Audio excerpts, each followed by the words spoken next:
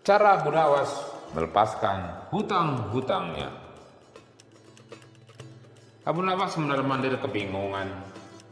Ia disebabkan karena dia hanya punya waktu 3 hari lagi untuk melunasi semua hutang-hutangnya.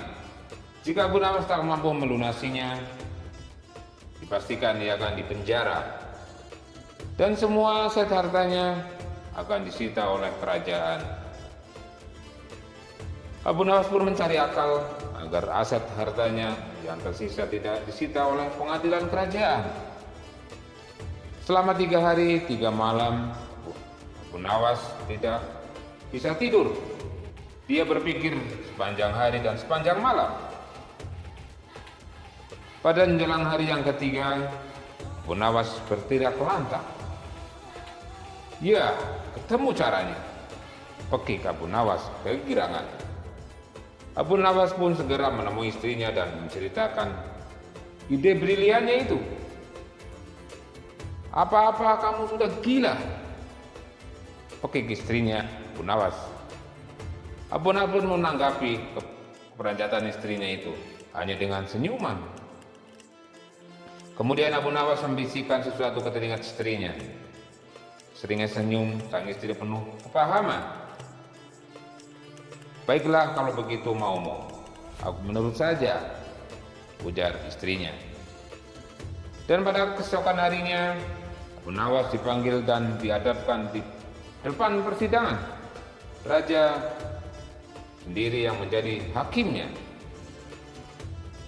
Hai Abu Nawas, sudah banyak laporan yang mengadukan bahwa kamu sudah terlalu banyak hutang dan tak ada jalan kecuali hartamu yang tersisa itu yang akan diambil kerajaan untuk disita dan dilelang.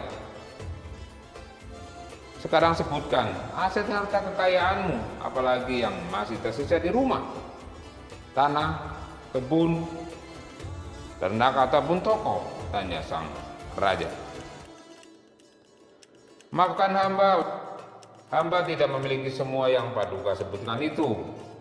Hamba sekarang telah pailit dan sudah jatuh miskin, ujar Abu Nawas memelas penuh rasa iba. Alah, kamu jangan bohong. Pihak penuntut umum kerajaan telah mendata semua asetmu yang masih tersisa, dan itu akan kami sita sebagai jaminan, tegas sang raja. Benar Paduka, hamba tidak berbohong. Aset kekayaan itu sudah bukan lagi milik hamba. Sudah tak punya apa-apa lagi untuk disita Paduka. Apa maksudmu? Wahai Abu Nawas, kamu ini jangan mempermainkan persidangan mulia ini ya. Berkata jujurlah, sebab jika tidak, kau akan dikenakan sanksi yang lebih berat lagi, tegas raja. Benar Paduka Raja, hamba tidak berdusta. Jadi tadi malam, setelah mengetahui hamba tak mampu lagi melunasinya, hutang-hutang hamba yang dibebankan di pengadilan, lalu istri hamba minta cerai Paduka. Dan dia juga meminta agar semua aset harta kekayaannya diserahkan atas namanya. Hamba pun telah menyerahkan semuanya tanpa tersisa. Dan sekarang hamba tak memiliki apa-apa lagi untuk disita, kata Abu Nawas memelas. Sang raja pun tercengang. Dia memikirkan bahwa apa yang dilakukan Abu Nawas memang benar adanya. Bahkan menurut peraturan undang-undang di kerajaan, apabila seseorang sudah jatuh bangkrut dan dinyatakan pailit, maka segala tuntutan hutang-hutangnya dibebaskan oleh kerajaan. Istri Abu Nawas pun beserta saksi-saksinya dihadirkan untuk bersaksi. Sebagaimana kesaksian Abu Nawas dan benar adanya, Abu Nawas telah menceraikan istrinya, dan ia pun telah menyerahkan aset kekayaannya kepada istrinya.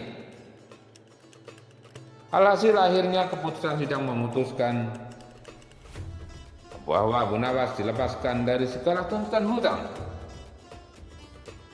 Setelah diketok palu, Abu Nawas segera berdiri, menggandeng bahu istrinya.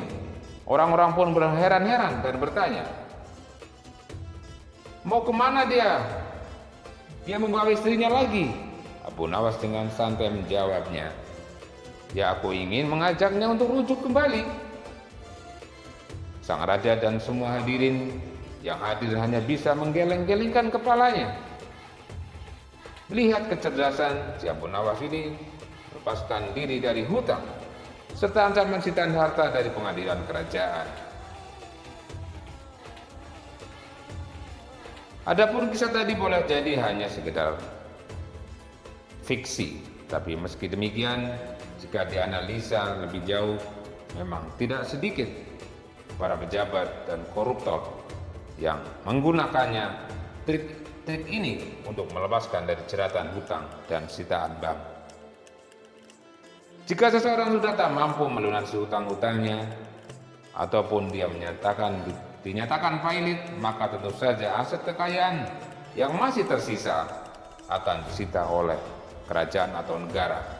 Salah satu cara untuk mengamankan aset kekayaan yang tersisa yaitu dengan cara memindahkan aset tersebut kepada istri yang sah, atau kekayaan tersebut namakan atas nama istri, lalu kemudian menggugat cerai sang istri.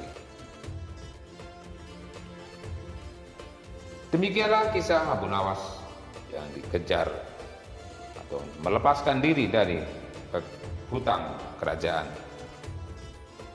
Terima kasih. Wabillahi taufiq wal hidayah. Assalamualaikum warahmatullahi wabarakatuh.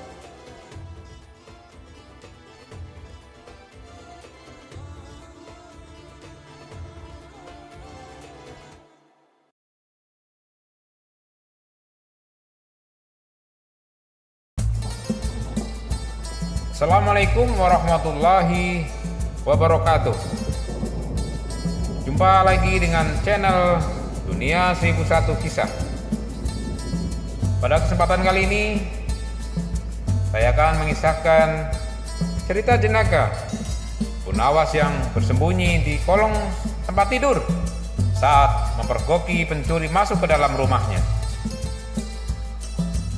Alkisah, pada suatu hari pencuri masuk ke rumah Abu Nawas. Alih-alih mengusir atau mencegah pencurian, Abu Nawas justru bersembunyi di kolong tempat tidur. Alhasil si maling leluasa mengaduk-aduk rumah Abu Nawas dengan leluasa. Melihat kejadian itu, istri Abu Nawas marah. Saking marahnya, sang istri berkata, "Sampean ini laki-laki kok takut sama pencuri?" kata sang istri. Bukannya tersinggung, Abu Nawas justru menjawab,